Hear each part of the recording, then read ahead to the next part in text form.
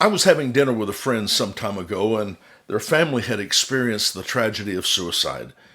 It was just a heartbreaking situation. I was asking how the family was doing, and of course, he began to tell me how each of them had been affected. It was felt very deeply. Those close, and even those that were extended family, everybody on one level or another felt the pain from that experience. Have you ever thought about suicide and the effects that come from it? There's a ripple effect. There's an effect that goes far deeper than we can imagine. I think the best view of that would be the aftermath of a suicide bomber. Now, you know what that is, somebody that goes in, blows themselves up, and also anyone else that is close to them. I was watching a series back, I guess it's been a few years ago now, but it was one of my favorite series. It's called The Blacklist. And the main character in this, which was played by James Spader, he was describing this very thing. He was talking about someone that had committed suicide and how it was so close to being like a suicide bomb. And he was having a conversation with somebody, and he just asked them this question. He said, "Have you ever seen the aftermath of a suicide bombing?"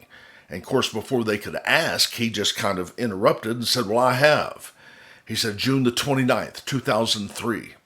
And then he began to explain what happened. He said, "I was meeting two associates at the Marouche restaurant in Tel Aviv." And he said, I had pulled my car up and I was getting out of my car. But he said there was a 20-year Palestinian named Ghazai Safar.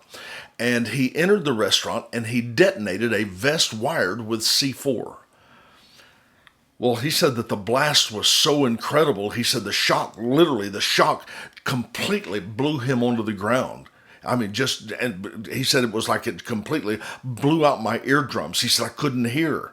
He said the smoke completely surrounded all of us. And he said for a few moments there, it was very much like just being underwater.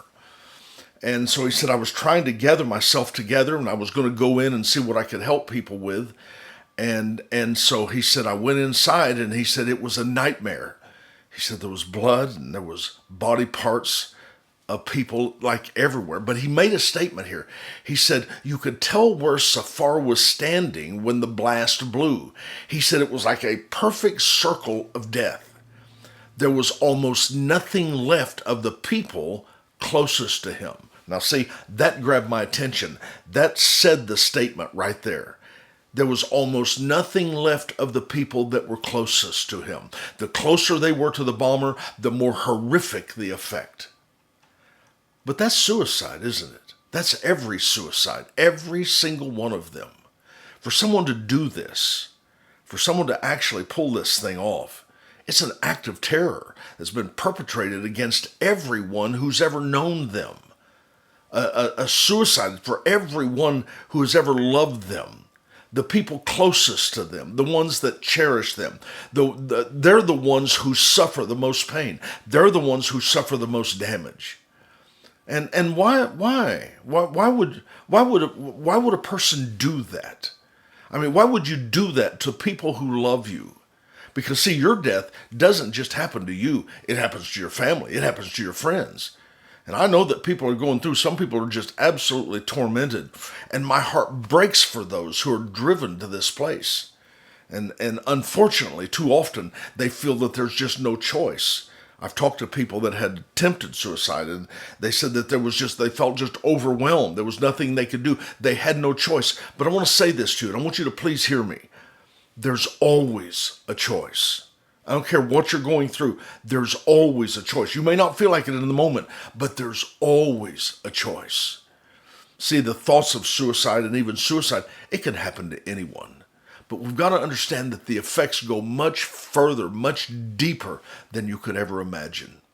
And I just want to say that if you're going through this, if you've been experiencing thoughts of suicide, here's what you need to do. I'm just going to give you one quick point that I want you to do. First of all, never hesitate to ask for help. You're never alone with your suffering. Sometimes you feel like you do, but I'm just telling you, you're not alone. And if that's you, what I want you to do is reach out to a friend. Tell them what you're going through and ask for help. That is your first step.